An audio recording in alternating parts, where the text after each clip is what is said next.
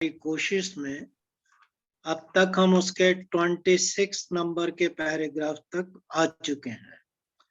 पिछली बार जो आखिरी स्लाइड आपने देखी थी वो 26 नंबर के पैराग्राफ से थी, और पिछली बार ही जो 23 नंबर का पैराग्राफ था जिसमें बहाउल्लाह ने गॉस्पेल या इंजील की जो पहली पुस्तक है मैथ्यू, उसके 24 नंबर के चैप्टर की 3 वर्सेस, 29 नंबर की वर्स, 30 नंबर की वर्स और 31 नंबर की वर्स को कोट किया था।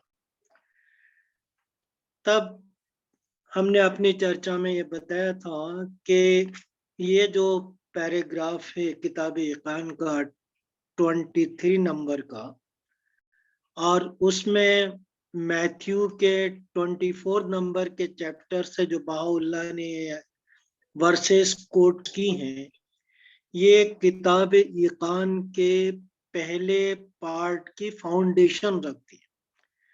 तो ये बहुत ही इम्पोर्टेंट है।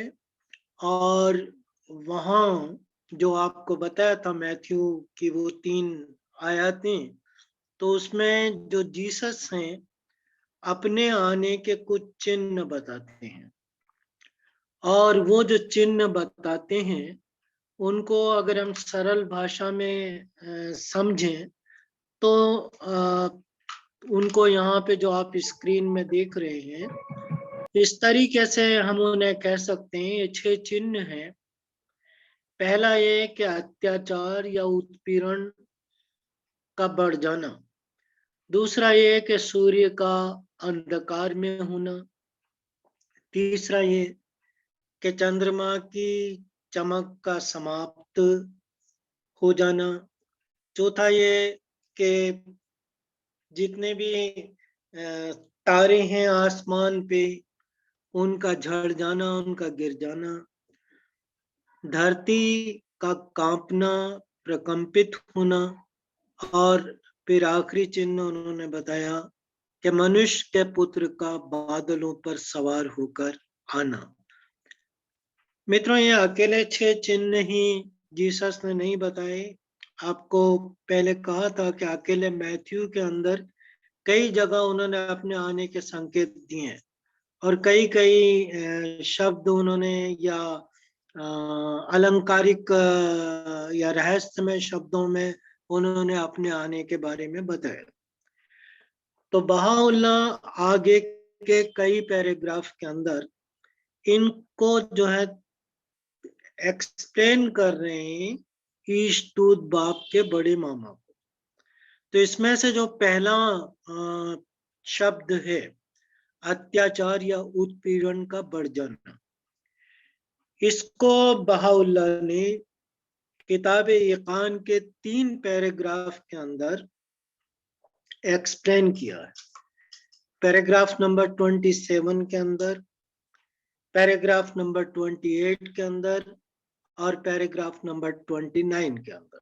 तो केवल उत्पीड़न को ही बताने के लिए किताब इकान के 3 पैराग्राफ, उसमें सबसे अधिक जो है वो पैराग्राफ 27 में है। तो 27 के अंदर उन्होंने कई जगह पर इसको एक्सप्लेन किया है। हमारे जो प्रोजेक्शन है आगे तक के, ये पहला प्रोजेक्शन है, इससे आगे जो और जो प्रोजेक्शन आते जाएंगे तो 10वीं स्लाइड तक वो सब उसी पे आधारित हैं जो किताब इकान का पैराग्राफ नंबर 27 है। तो उस पैराग्राफ के अतिरिक्त यानी 27 के अतिरिक्त 29 में भी है और 28 में भी है। तो धीरे धीरे हम इनको समझेंगे। तो इससे आगे वाली स्लाइड पे आते हैं जो पैराग्राफ नंबर 27 से है, और ये उस पैराग्राफ की शुरू की पंक्तियां हैं। दूसरी स्लाइड जो हमारी, उसके अंदर इस बात को बताया गया है। शुरू की इन पंक्तियों में 27 पैराग्राफ की प्रारंभिक पंक्तियों में बहाउल्लाह बता रहे हैं कि उन दिनों के उत्पीड़न के तुरंत बाद से उनका संकेत उस समय से, यानी यहाँ वो कह रहे हैं कि जो जीसस जिस अत्याचार का या जिस उत्पीड़न का वर्णन करते हैं और अपने आने के एक चिन्ह के रूप में उसको बताते हैं, उससे जीसस का तात्पर्य क्या है, ये बहाउल्लाह यहाँ पे बता रहे हैं। तो उनका संकेत उस समय से है जब मनुष्य उत्पीड़ित और वेदनाग्रस्त होंगे, जिस समय सत्य का सूर्य और ज्ञान तथा विवेक के वृक्ष के फल मनुष्य के बीच से लुप्त हो जाएंगे, जब मानव जाति की बागडोर मूर्खों तथा अज्ञानियों की मुट्ठी में आ जाएगी। तो जीसस जो बता रहे हैं कि वो उत्पीड़न का समय क्या होगा, तो बहाउल्लाह उसका एक्सप्लेनेशन इस तरीके से देते हैं कि वो समय होगा जब जो सच्चा ज्ञान था वो लुप्त हो जाएगा और जो सत्य के सूर्य यानी जो ईश्वरीय अवतार हैं उनके जो विधान है, उनका जो प्रभाव है, वो प्रभाव मनुष्यों के बीच में से उठ जाएगा।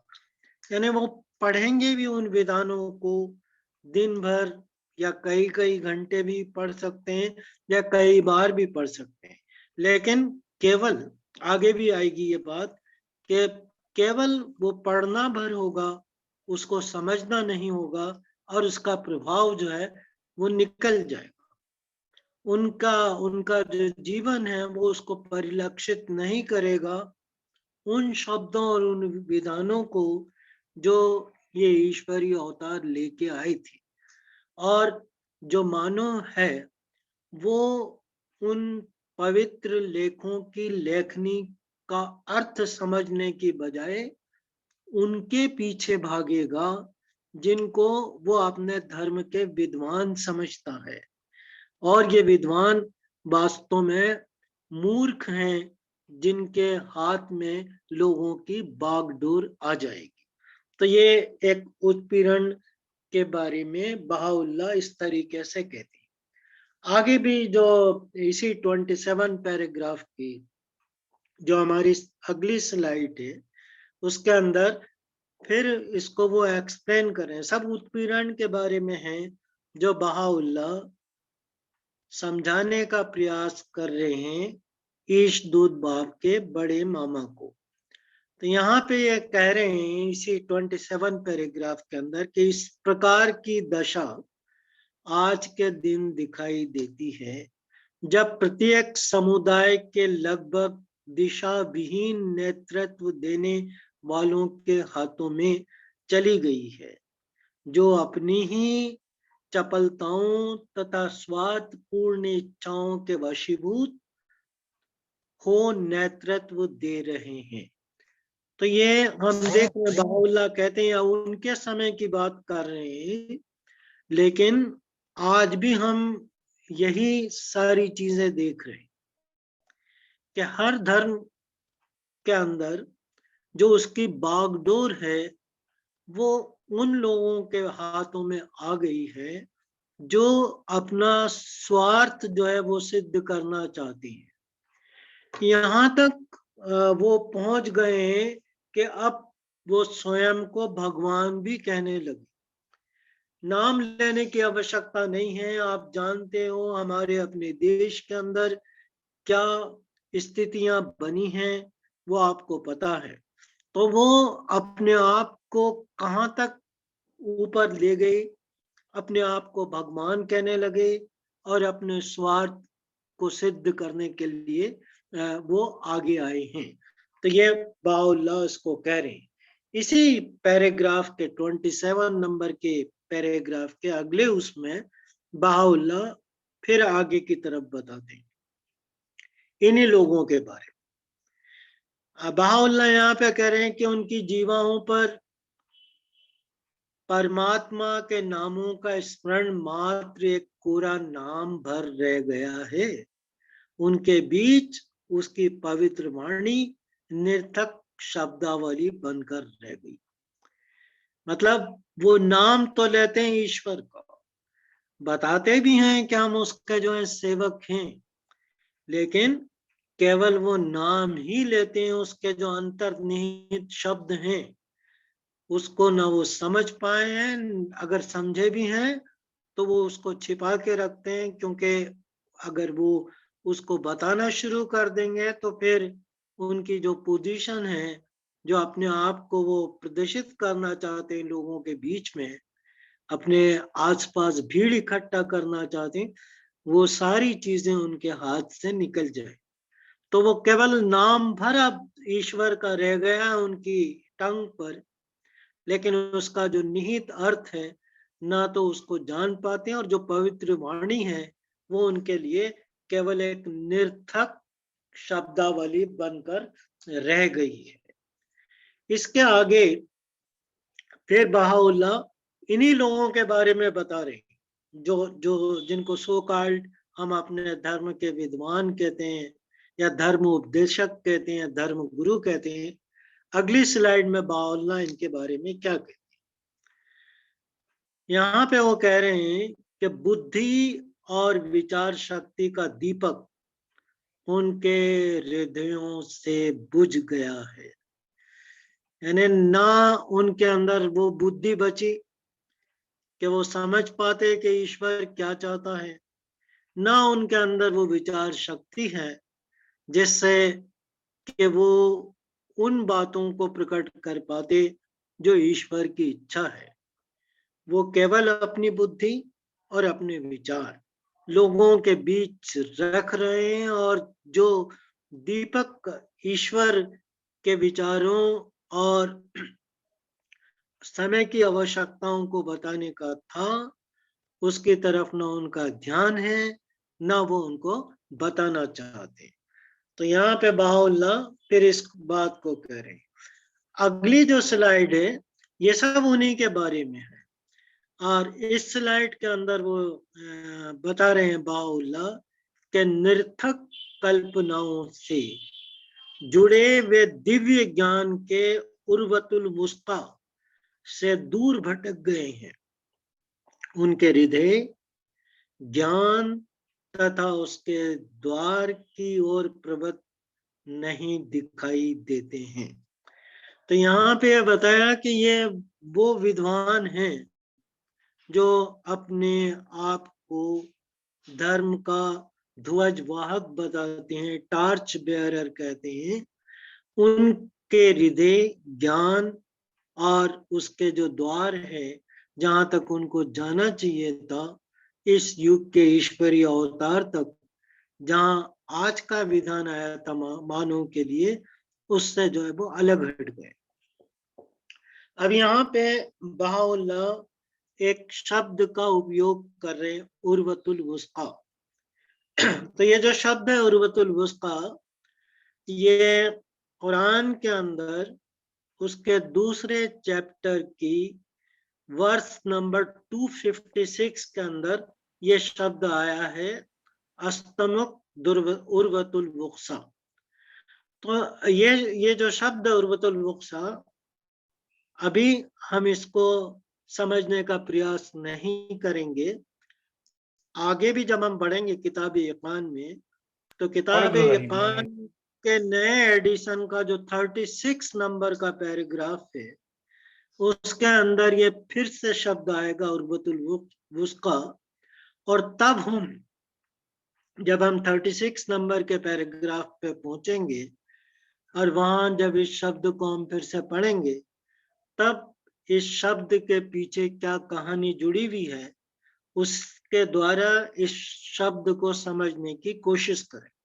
तो अभी केवल हम इतना जाने कि ये जो विद्वान हैं, चाहे वो किसी भी धर्म के हों, वो ज्ञान के सच्चे द्वार से दूर हैं, वहां तक वो पहुंच नहीं पाए हैं, या उनको पता भी चला है तो उन्होंने अपनी आंखें बंद कर ली हैं, और जो ईश्वर से उनका लगाव होना चाहिए था, या यूं समझ लीजिए कि उर्वतुल वुस्का एक वो कार्ड, एक वो रस्सी है जिससे वो ईश्वर को थाम सकते थे, तो वो जो है उससे दूर हट गए हैं।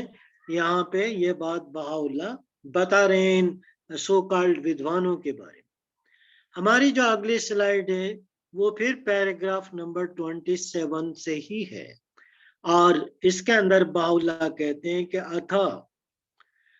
अतः स्वाभाविक ही वे पहले को दृढ़ता से पकड़े हैं और दूसरे से दूर भागते हैं।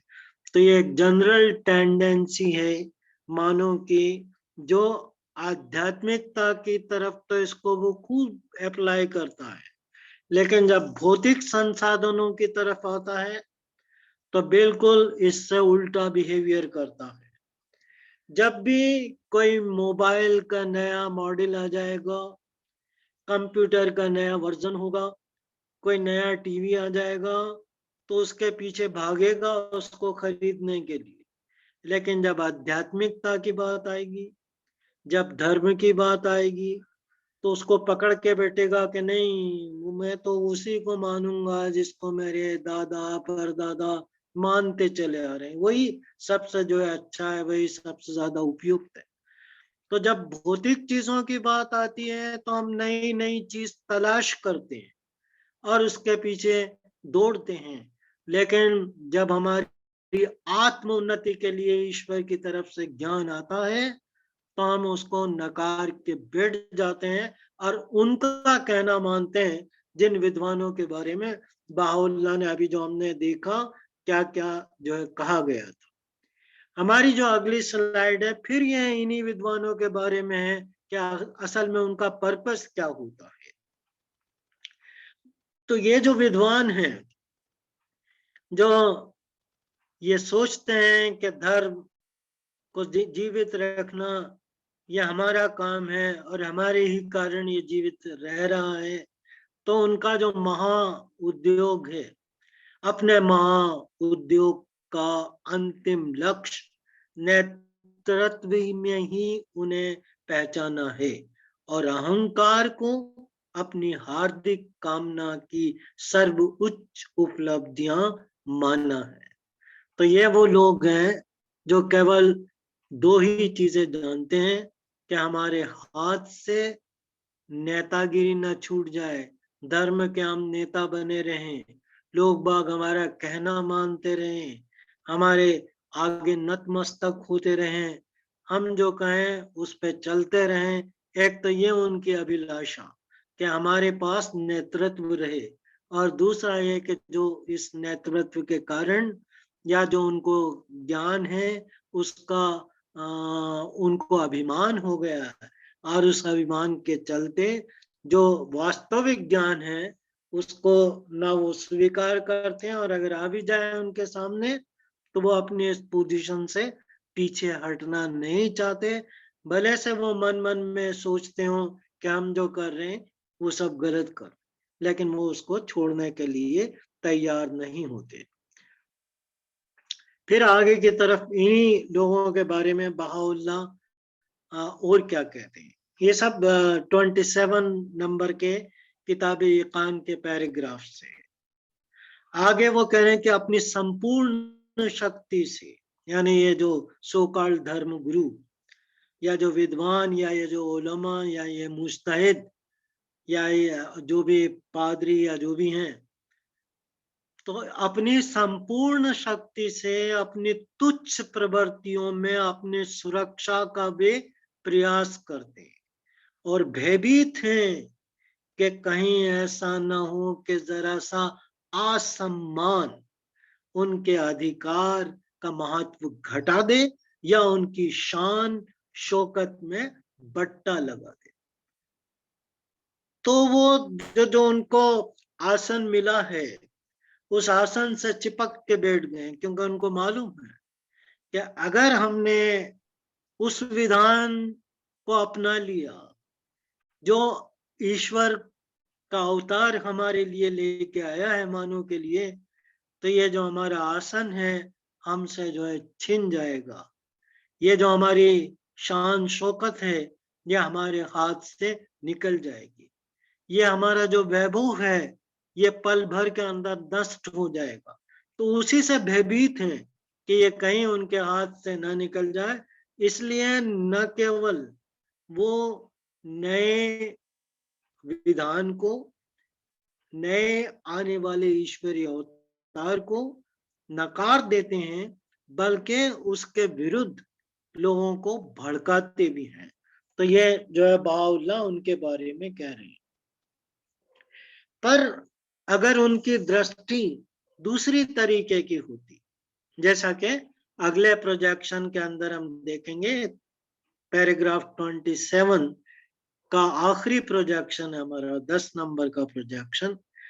यदि ईश्वरीय ज्ञान के सुर से रंजित तथा प्रकाशित नेत्र होते, उससे न देखते जो उनके नेत्र से दिखता है, ये दुनिया दुनिया दुनिया, उसको न देखते, उन भीड़ पे उनकी नजर न होती जो उनके आगे नतमस्तक होती, बल्कि वो ईश्वर के प्रकाश की तरफ अगर उनका ध्यान होता, उनकी आंखों के अंदर वो रोशनी होती, वो नूर होता जो ईश्वर की तरफ से आया है, तो फिर ये कह रहे हैं कि यदि ईश्वरीय ज्ञान के सुर से रंजित तथा प्रकाशित नेत्र होते, तो वो निश्चय ही ये देख पाते कि अति लोलूप वन पशु एकत्र हो गए हैं और मानव आत्माओं के सड़े हुए मांस पर झपट रहे। ये जो उनकी पोजीशन थी, ये उनके सामने खुल जाती है। कितना घृणित उदाहरण दे रहे हैं बहाउल्लाह, किस तरीके से वर्णन कर रहे हैं लोगों का, कि जैसे कि कोई पशु रहता है और वो सड़े हुए मांस को नोच नोच कर खाता है, इस तरीके से ये उस चीजों को नोच रहे हैं जब इसके अंदर कोई जान नहीं है, और वो उसी तरीके से बिहेव कर रहे हैं जिस तरीके से एक जंगली पशु बिहेव करता है। तो कितने प्रभावशाली शब्दों के अंदर किताब इकान के इस 27 नंबर के पैराग्राफ के अंदर इन विद्वानों की भर्त्सना की गई है, जो लोगों को ईश्वरीय ज्ञान की तरफ बढ़ने से रोक देते हैं। फिर इसके बाद जो अगली स्लाइड है वो 28 नंबर के पैराग्राफ से है, और ये भी उत्पीड़न के बारे में ही बता रहे हैं। अभी आपको फिर एक बार याद दिला दें कि जीसस ने जो पहला अपने आने का चिन्ह बताया था वो उत्पीड़न से ही संबंधित था। तो एक तो 27 के पैराग्राफ में उत्पीड़न का अर्थ बहाउल्लाह ने समझाया, और उन विद्वानों के बारे में उन्होंने बताया जो लोगों को रोक रहे हैं। अब 28 नंबर का ये पैराग्राफ है। इस पैराग्राफ के अंदर कहा गया है कि जिसका वर्णन किया गया है उससे बढ़कर उत्पीड़न और क्या हो सकता है। यानी जीसस ने जिस उत्पीड़न का वर्णन किया है, जिस अत्याचार का वर्णन किया, उससे बढ़ के और क्या हो सकता है। इससे अधिक दुखदाई और कौन सा उत्पीड़न हो सकता है कि सत्य को जानने की इच्छा रखने वाला व्यक्ति और ईश्वर का ज्ञान प्राप्त करने की अभिलाषा करने वाला ये जान ही ना पाए कि उसके लिए उसे कहाँ जाना है और किससे पूछना है। इससे बड़ी विडंबना, इससे बड़ी दुखदाई स्थिति मनुष्य के सामने क्या होगी कि ईश्वर का अवतार उसके बीच में आ चुका, कितने साल बीत गए, कितने लोगों ने उसको स्वीकार कर लिया, उसका धर्म संसार के कोने कोने में फैल गया, लेकिन अभी भी लोग आंख मूंदे हुए पड़े हैं और गहरी नींद के अंदर सो रहे हैं, और जाते हैं अगर जानने के लिए तो उन लोगों के पास जाते हैं जो इसकी ABCD भी नहीं जानते, जिनको वो सोकाल विद्वान समझते हैं, उलमा समझते हैं। वो उन्हें जो बताते हैं उसी को आंख मूंद के स्वीकार कर लेते हैं। तो इससे दुखदाई स्थिति और क्या हो सकती। अब यहाँ पे हमको ये भी सोचने की जरूरत है कि अगर एक सेक्शन हमारे समाज के अंदर ऐसा है जो युग अवतार और ईश्वर के विधानों की तरफ लोगों से बढ़ने को रोकता है और उनको बांधे हुए है, तो दूसरी तरफ हमारा कर्तव्य ये होना चाहिए कि हम अधिक से अधिक लोगों तक ये जानकारी दें और ये उनको बताएं कि देखो, इस समय की जो आवश्यकता है उसके अनुसार ईश्वर का एक नया विधान आपके बीच में आ चुका है। आज जो सबसे बड़ी आवश्यकता है विश्व में उन्नति के लिए, उसकी शांति के लिए, उसकी प्रोग्रेस के लिए, वो है एकता। और जैसा कि आप जानते हो कि हम लोग यानी बहाई जन विश्व एकता में विश्वास रखते, और ये हमारे लिए जरूरी है कि हम उन ताकतों को जो एकता और अपने खुद अपने धर्म के अंदर उसके टुकड़े टुकड़े करने में लगी हैं, उनको ये समझाएं कि ये रास्ता जो है सही नहीं है, सही रास्ता ईश्वर ने हमको दिखा दिया है। तो टीचिंग जो हमारा एक बड़ा कर्तव्य हो जाता है यहाँ पे, कि हम लोगों के बीच में ये संदेश लेके जाएं। उसके बाद फिर इसी पैराग्राफ के अंदर 28 नंबर के पैराग्राफ में वो उत्पीड़न के बारे में और आगे बता रहे हैं कि ये उत्पीड़न प्रत्येक धर्म प्रकाशन का एक आवश्यक अंग बन गया है। हम जानते हैं मित्रों कि जो पिछले अवतार आए थे, चाहे वो किसी भी धर्म के हों,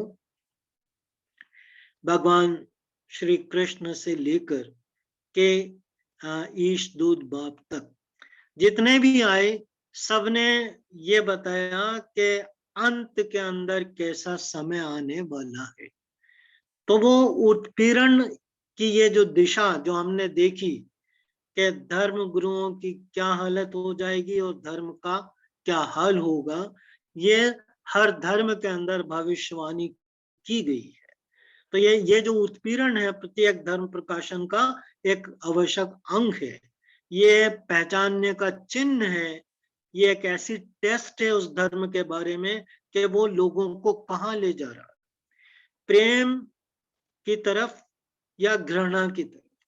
ये एक ऐसी टेस्ट है, और हर धर्म का अनुयायी शांति से इस बात को अगर सोचे कि अब उसके धर्म के ये विद्वान उसे कहाँ ले जा रहे हैं, तो ये बात बहुत आसानी से उसकी समझ में आ सकती।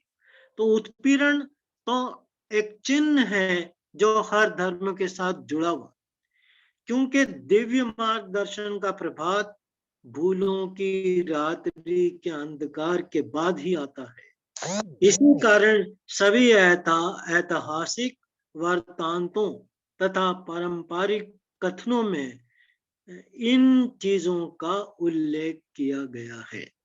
कोई धर्म ऐसा नहीं बचा जिसमें इसका उल्लेख न हो। आप अगर श्रीमद् भगवत गीता को ले लें, बहुत से हमारे मित्रों को वो श्लोक याद है, यदा यदा ही धर्म से, क्या कहा है भगवान कृष्ण ने इसके बारे में, कि वो समय आएगा कि जो है जो समाज के अंदर अच्छे संत हैं वो खत्म हो जाएंगे, दूसरे जो अहंकारी लोग हैं उनकी जगह आ जाएंगे। तब ऐसे समय में कृष्ण अपना अवतार लेंगे, और कृष्ण अवतार किस रूप में लेंगे? वो तो हर रूप के अंदर ले रहे हैं, लेते आ रहे हैं। आज वो जिस रूप के अंदर आए हैं वो हम भाई जानते हैं उसको, कल के अवतार के रूप में वो आए, बाहुल्ला के रूप में आए। तो वो जो वर्णन किया गया उत्पीड़न का कि जब ये ऐसा होता है और जब ये रात्रि अंधकार में हो जाती है, तभी तो वो समय होता है कि जब ईश्वर का अवतार पदार्पण करता है, उसका अवतरण होता है। एक बहुत खूबसूरत शेर है कि अंधेरी रात नहीं लेती नाम ढलने का, अंधेरी रात नहीं लेती नाम ढलने का, यही तो वक्त है सूरज तेरे निकलने का। तो यही तो समय है कि जब पूरा अंधकार छाया हुआ है, अब अवतरण नहीं होगा, अब नई शिक्षाएं नहीं आएगी। अब मानो जो अपनी परिपक्वता की आयु पे आ चुका है, इस बात को नहीं समझेगा कि शांति और एकता के बिना और कोई दूसरा रास्ता नहीं, तो फिर कब समझेगा? और वो किसकी शिक्षाओं के द्वारा समझेगा, ये हम सब अच्छी तरीके से जानते हैं। फिर जो आखिरी पैराग्राफ है किताब इकान का 29 नंबर का पैराग्राफ, आखिरी से मेरा मतलब जो उत्पीड़न के बारे में हमें बता रहा है। आपको पता था ना, 3 पैराग्राफ है, 27, 28, 29। तो 29 का जो है वो तीसरा पैराग्राफ है, जिसमें उत्पीड़न के बारे में बहाउल्लाह बताते हैं। यहाँ वो ये कह रहे हैं कि यदि इस उत्पीड़न से ये समझा जाए कि धरती सिकुड़ जाएगी, या ऐसे ही दूसरे विचार जो उन्होंने गढ़ लिए हैं कभी पूरे नहीं होंगे, तो वो निश्चय ही विरोध करेंगे कि दिव्य धर्म प्रकाशन की ये शर्त प्रकट नहीं की गई है। तो ये खासकर कुरान शरीफ की तरफ उनका इशारा है, क्योंकि ये समझा जाता है कुरान के अनुयायियों के द्वारा कि धरती जो है अंतिम समय में सिकुड़ जाएगी। धरती सिकुड़ जाएगी, यानी उसकी जो साइज है वो छोटी हो जाएगी। तो उत्पीड़न का एक चिन्ह वो ये मानते हैं कि धरती जो है वो सिकुड़ जाएगी। अब धरती तो सिकुड़ी नहीं, वो तो जितनी है उतनी के उतनी है, उतनी की उतनी ही रहेगी, तो वो तो सिकुड़ी नहीं। तो धरती का अर्थ ही नहीं समझ पाया कि धरती क्या चीज होती है। क्यों ये शब्द धरती के लिए रहस्यमय भाषा के अंदर यूज किए गए। आगे जब हम पढ़ेंगे तो हमारी समझ में आएगा कि धरती का मतलब होता क्या है। तो वो अभी धरती का मतलब इस संसार को लेके बैठे, ये जो हमारा ग्लोब है उसको, उस ग्लोब को लेके बैठे हैं कि ये कहाँ सुखड़ा है। तो ये जब सुखड़ेगा तब जो है नया धर्म प्रकाशन आएगा। तभी जो उनका पिछली बात है, जो भविष्यवाणी है कि धरती समेट ली जाएगी या ईश्वर की मुट्ठी में लपेट ली जाएगी, तो ऐसा तो कुछ हुआ नहीं। ना तो वो सिमटी है ना लिपटी गई है।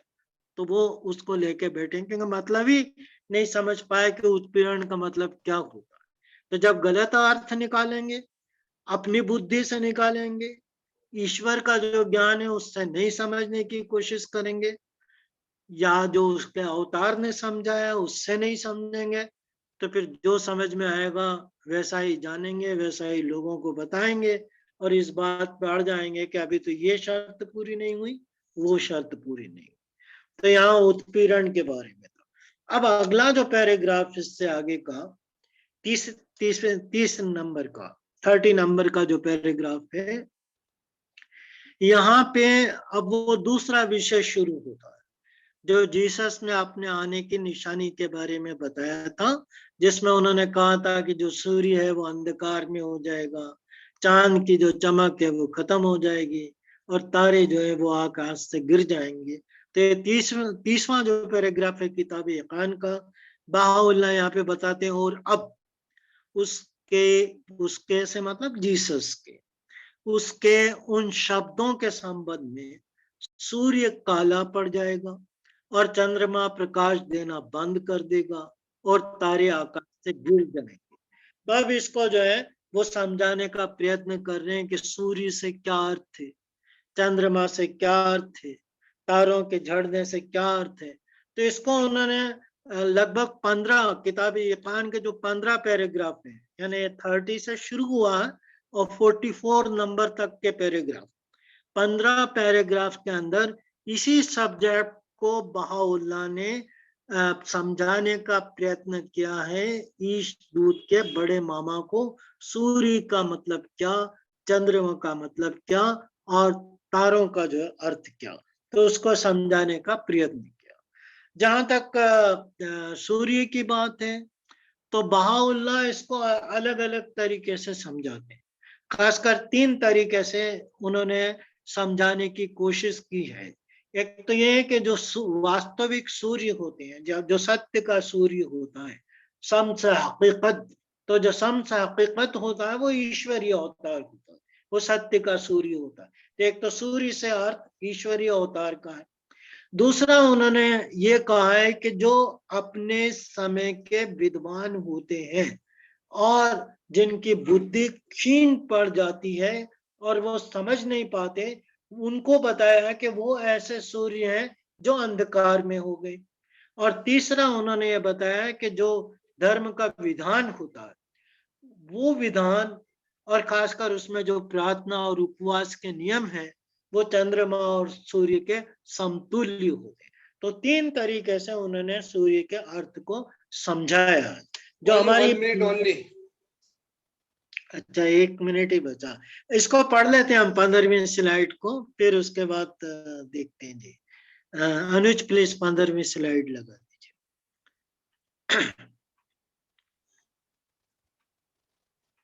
सूर्य का ये एक अर्थ अभी बाहुल्ला हमें बता रहे हैं। एक अर्थ में सूर्य से उनका अभिप्राय है सत्य के वे सूर्य जो प्राचीन महिमा के व्योम से उगते हैं और संसार को कृपा के उन्मुक्त प्रवाह से भर देते हैं। सत्य के ये सूर्य अपने गुणों तथा नामों के लोकों में सर्वभौम ईश्वर के अवतार हैं। यह सूर्य का पहला अर्थ है जो बहाउल्लाह यहाँ पे बता रहे हैं कि जो ईश्वरीय अवतार है वो सत्य के सूर्य और कहाँ से आते हैं? प्राचीन महिमा के व्योम से। जिस दिशा से यह सूर्य निकलता है वो ईश्वरीय का वो लोक होता है जिसको हम